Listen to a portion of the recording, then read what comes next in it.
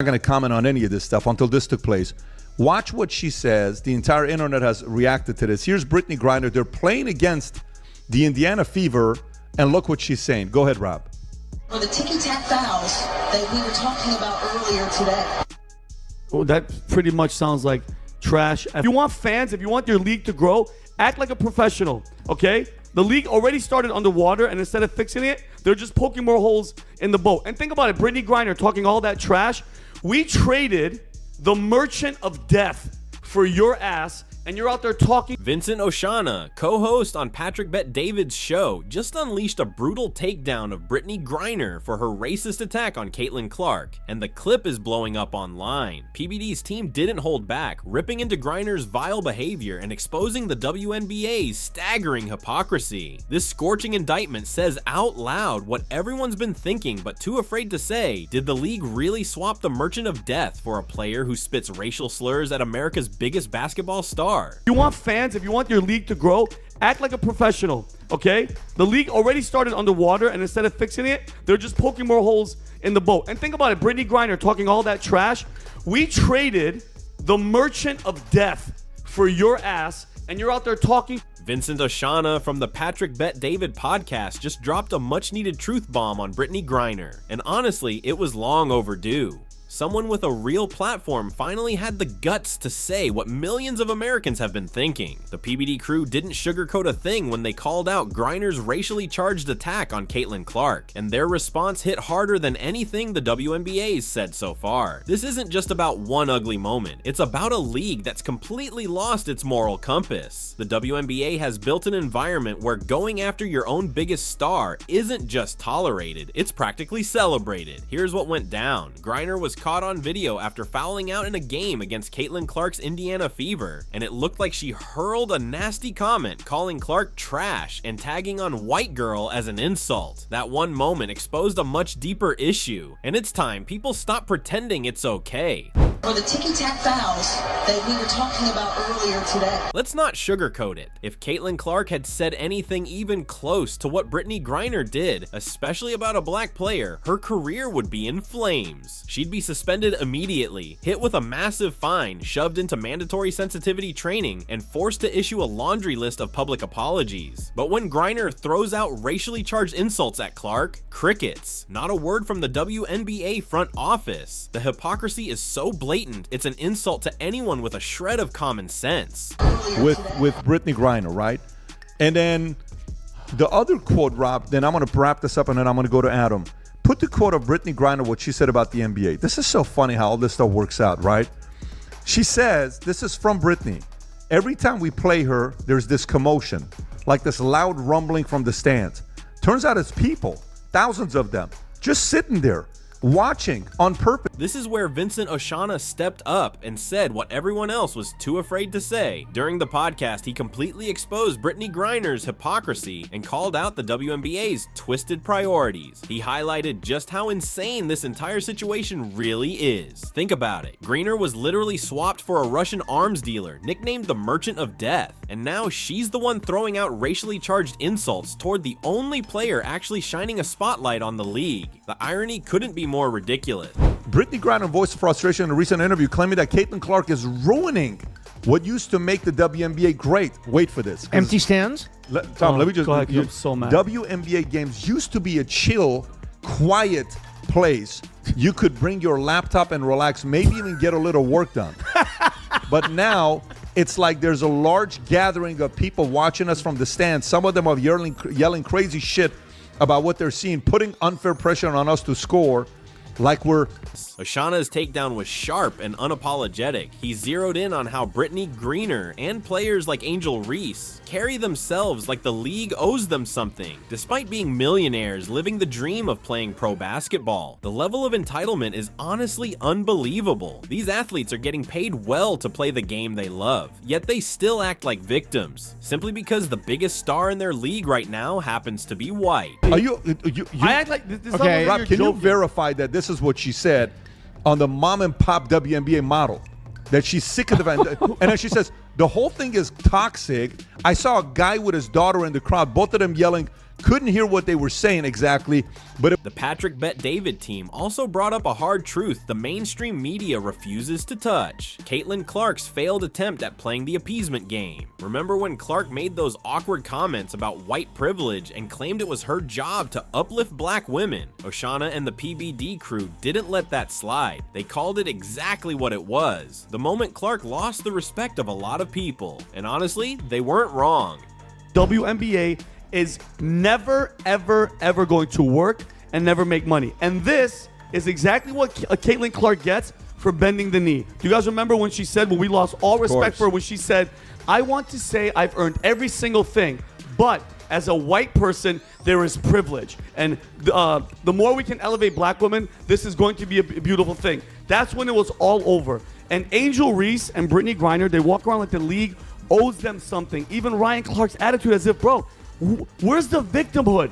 These are freaking millionaires. Like, what are you talking about? It's attitude, it's no humility, just entitlement, and that's not confidence. Caitlin Clark thought playing the politically correct game would earn her respect. She tried to play nice, acknowledging so-called privilege, saying all the right things, and going out of her way to uplift others. But instead of earning support, it made her a target. It made her look weak. And the moment her humility was seen as vulnerability, players like Brittney Griner and Angel Reese pounced. Rather than bridge building, Clark's words were twisted into an admission of guilt. That's exactly what the Patrick Bet David team called out, and they were spot on. Their breakdown wasn't just commentary on one incident, it was a reality check on why the WNBA continues to struggle, even with the most marketable player in women's basketball history. Instead of embracing Clark and using her star power to grow the league, the WNBA has fostered a culture where tearing her down isn't just allowed, it's practically expected. Oshana's point about the Brittney Griner prisoner swap was especially brutal. The US traded a literal arms dealer, the Merchant of Death, to bring Griner home from a Russian prison. And how does she repay that? By hurling racially charged insults at the only player keeping the league from total irrelevance. To make matters worse, Clark is currently sidelined with an injury and out for 2 weeks. That means ratings are about to take a nosedive, and the WNBA is going to get a painful reminder of how dependent it is on her star power. Instead of appreciating what she brings to the game, players like Griner are actively trying to push her out, and the hypocrisy doesn't stop there. The PBD crew also pointed out the league's selective outrage. When vague, unverified claims surfaced about fans allegedly making racist comments toward Angel Reese, the WNBA launched an investigation immediately, even though there's no proof those comments ever happened.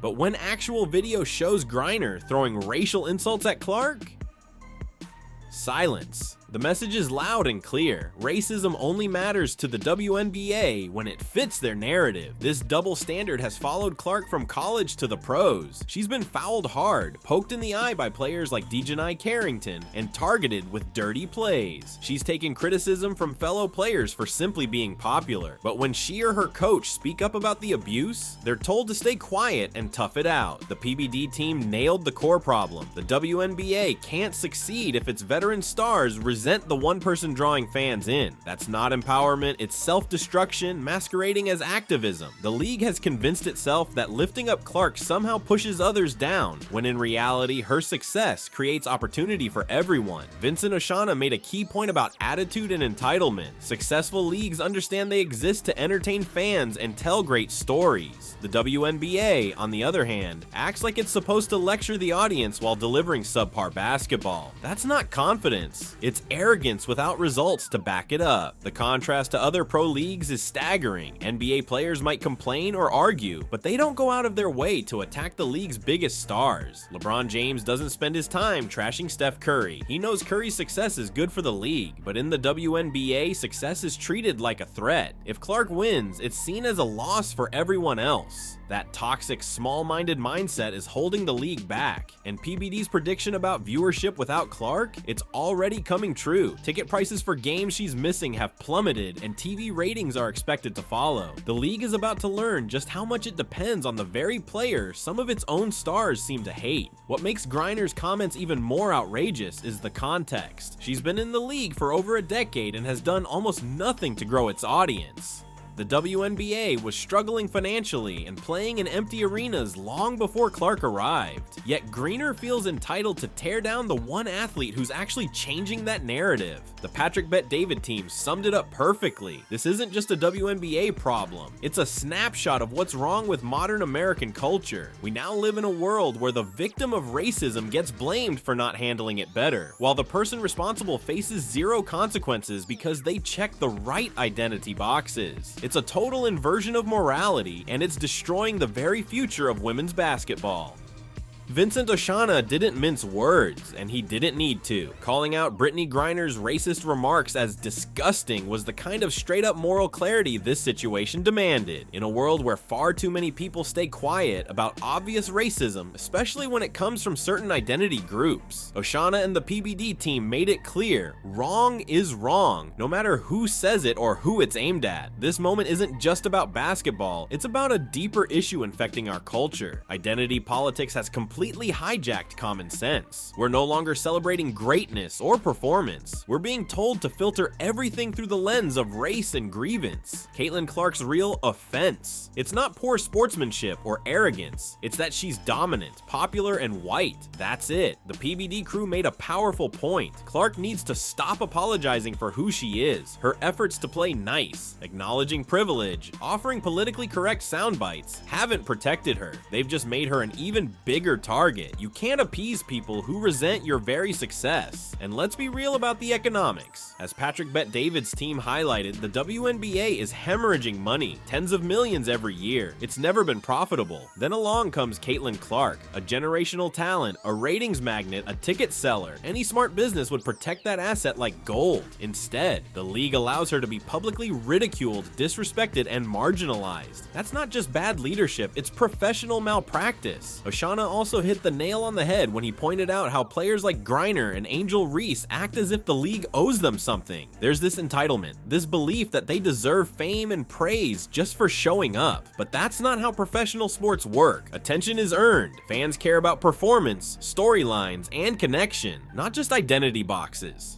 And the timing couldn't have been worse. Just as Clark was heating up in her second season and bringing a flood of new eyeballs to the WNBA, Griner decides to attack her, with racially charged language no less. It's as if the league is determined to sabotage its own shot at success. What's most revealing here is the total silence from WNBA leadership. Commissioner Kathy Engelbert, so quick to launch investigations over vague, unproven claims about fans, is suddenly nowhere to be found. No public statement, no accountability, no defense of the league's biggest draw. The priorities are crystal clear. Protect the narrative, not the athlete. PBD's breakdown exposed the contradiction at the heart of the WNBA. They want everything Clark brings, buzz, revenue, fans, but they refuse to support her. They want the benefits of her star power while clinging to a victimhood narrative that alienates the very audience they need to grow. Oshana's comparison between Clark and Griner was brutal, but fair. Griner has been in the league for over a decade and has barely moved the needle. Clark's been here for just over a year and has already revolutionized the entire conversation around women's basketball. Yet somehow Griner feels entitled to tear her down. And let's not forget the international embarrassment of it all. The US government traded one of the most dangerous arms dealers on earth to bring Griner home from a Russian prison. And what does she do with that second chance? Attack her own sport's rising star with racist insults. It's not just tone deaf, it's a slap in the face to every American who fought to bring her back.